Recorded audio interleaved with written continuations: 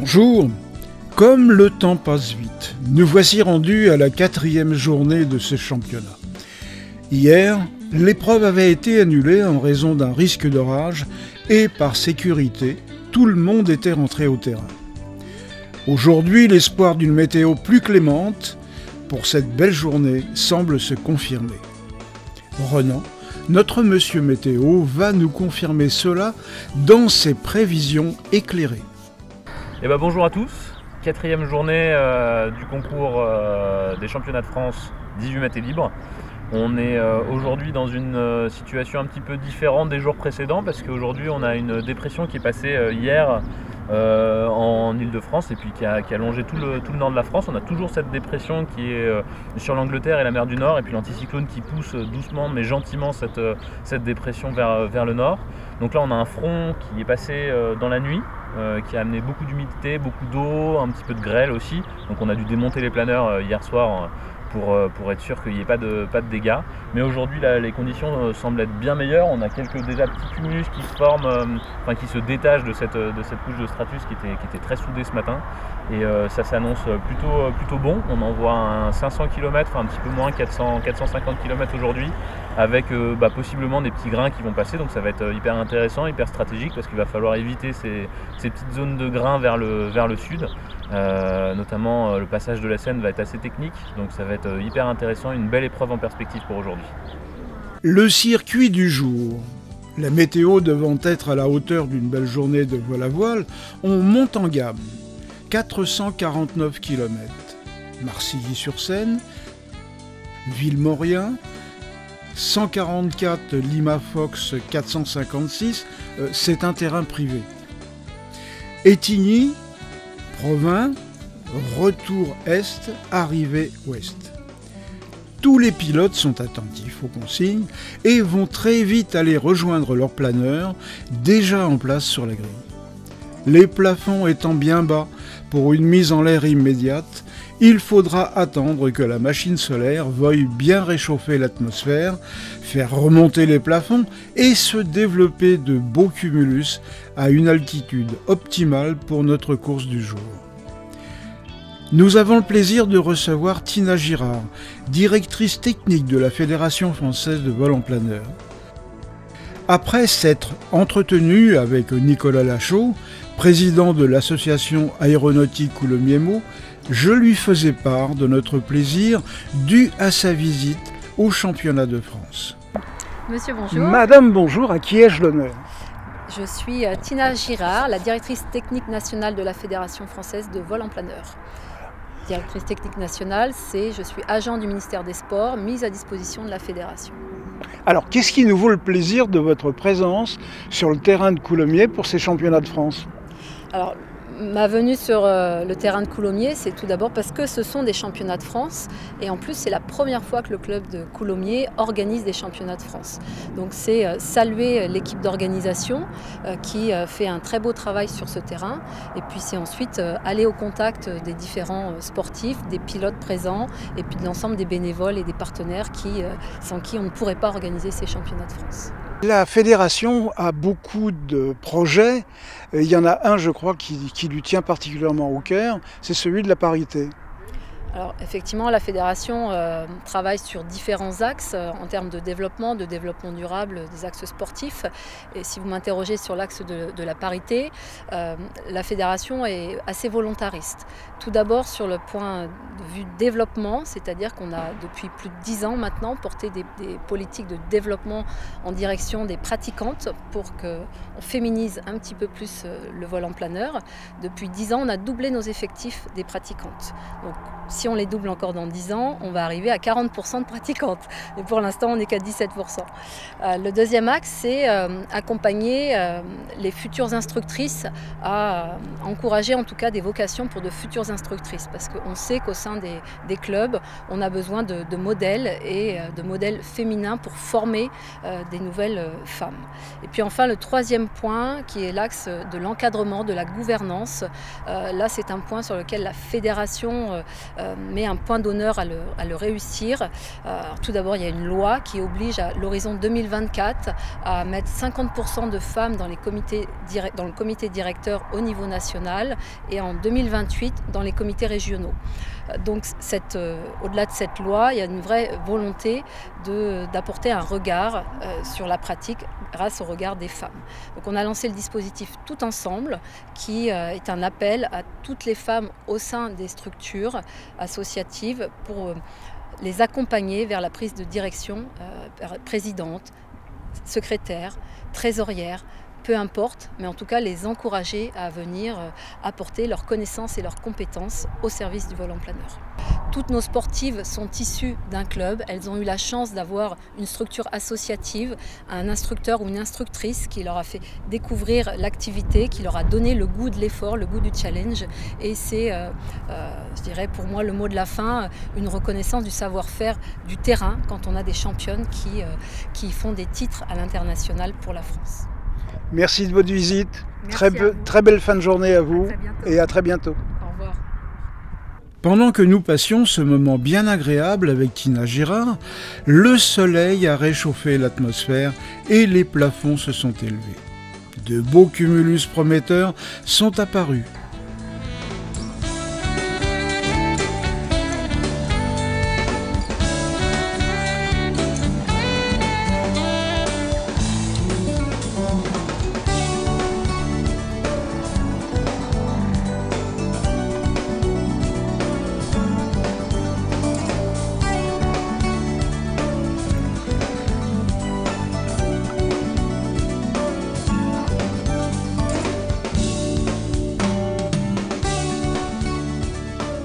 Les planeurs vont rejoindre la zone d'attente en essayant de garder le maximum d'altitude autorisée. Dans 10 minutes, la porte s'ouvrira et ils pourront alors s'élancer dans l'azur. Tiens, allez, on vous emmène.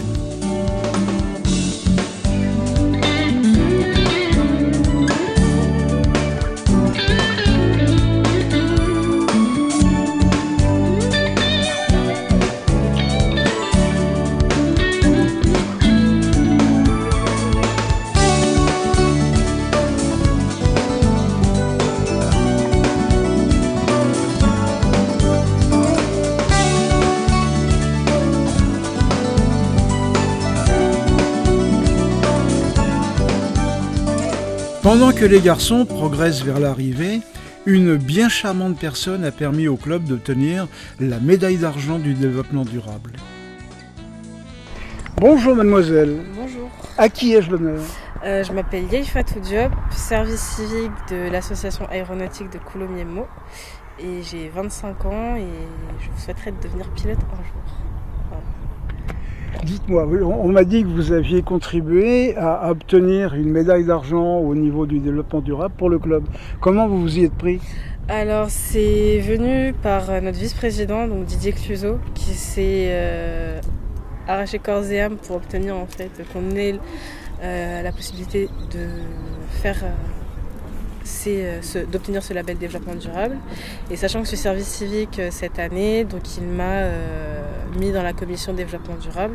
Et moi, ça me tenait à cœur car avec mes études, j'ai fait des études de développement durable.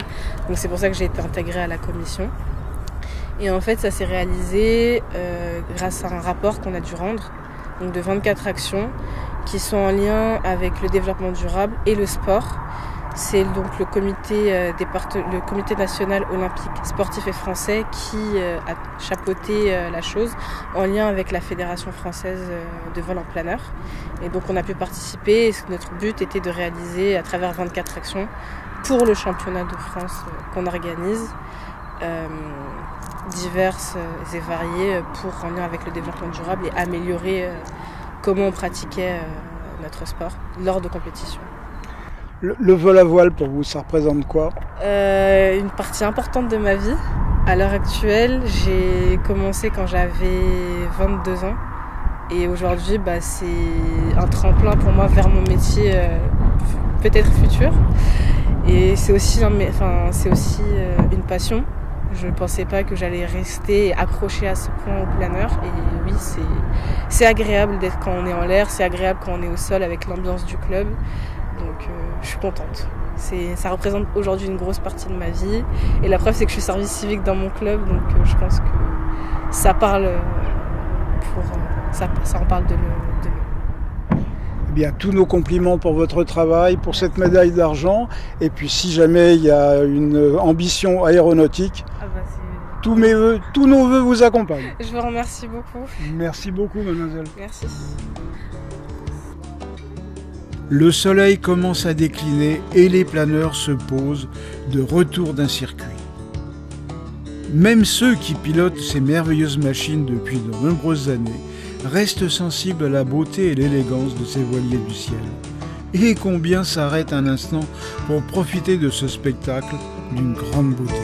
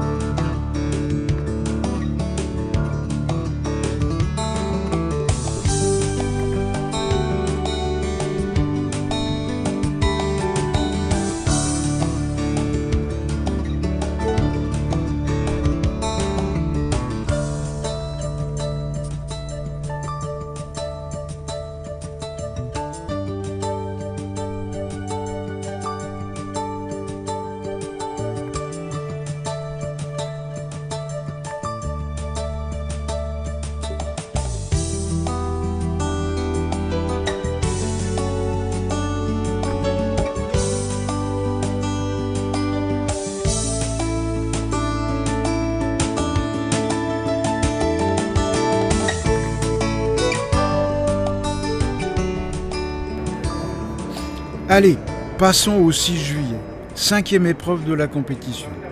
Tout de suite, les résultats de la 4e épreuve, le podium. Premier, Clément de Péchy sur JS1E Jet, circuit couvert en 3h29.34 à 106,91 km/h de moyenne.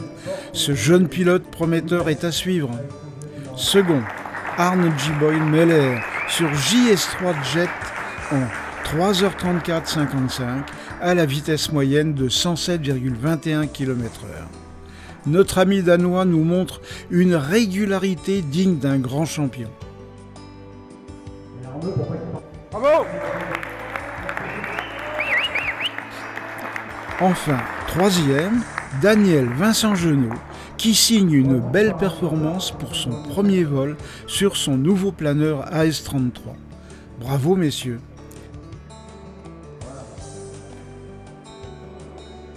L'épreuve du jour, 460 km à parcourir sur la campagne. Porte de départ, La Forestière, Rethel-Perthes, Guise, Saint-Quentin, Laon-Ville, Marigny-le-Gmand, Les Marais, report Est et arrivée Ouest. Que nous prévoit la météo ? Bonjour à tous et bienvenue au championnat de France pour cette 5e épreuve. Aujourd'hui, une configuration un petit peu différente des jours précédents. On a quand même pas mal de nuages en haute altitude qui bouchent un petit peu là, les thermiques, donc des situations pas extrêmement favorables pour le vol à voile et pour le vol en planeur. On a des orages malheureusement qui sont en train d'arriver au sud de la Seine, donc là on est un petit peu en attente. On va regarder un petit peu comment ça évolue pour voir si on peut lancer aujourd'hui une épreuve ou pas. Donc beaucoup d'incertitudes aujourd'hui avec cette météo assez variable, assez changeante, avec des grains qui sont censés passer. Donc les planeurs sont en piste et puis voilà, on attend un petit créneau météo qui devrait arriver dans le milieu d'après-midi. Il faudra attendre pour lancer l'épreuve que comme la veille, les plafonds montent et que ce temps agité laisse place à une journée agréable. En attendant, faisons mieux connaissance avec des garçons irremplaçables, les remorqueurs. Messieurs, bonjour. Bonjour. À qui ai-je l'honneur, messieurs? Vos prénoms? Fred, Willy, Arthur, Eric. Voilà. Alors, vous êtes les pilotes remorqueurs. C'est-à-dire que grâce à vous, tous ces vélivoles qui sont de l'autre côté vont pouvoir participer à une épreuve du championnat de France. C'est une grosse responsabilité. Est-ce que quelle est la chose la plus importante pour vous? C'est la sécurité d'abord. La sécurité, et tout en essayant d'être le plus rapide possible. Ok. Vous allez mettre combien de planeurs en l'air aujourd'hui? 24 ou 25 planeurs en tout. Oui. Ouais. Okay. Ça fait 5-6 chacun. En combien de temps? 45 minutes. 45 minutes. Si ça se passe bien, 45 minutes. Donc on n'a pas le temps de s'amuser, c'est vraiment quelque chose... C'est du travail aérien. C'est du non-stop. C'est une noria en fait. Alors ce qui est intéressant, c'est qu'on a 3 types de machines totalement différentes. Ah oui, moi je suis très fier d'être commandant de bord sur un mousquetaire. Ouais. Un bel avion ancien.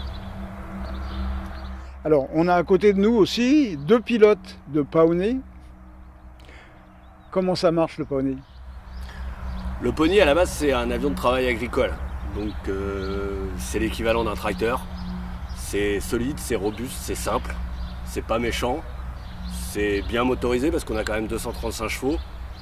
Donc c'est vraiment une machine utilitaire qui va très très bien pour faire du remorquage planeur.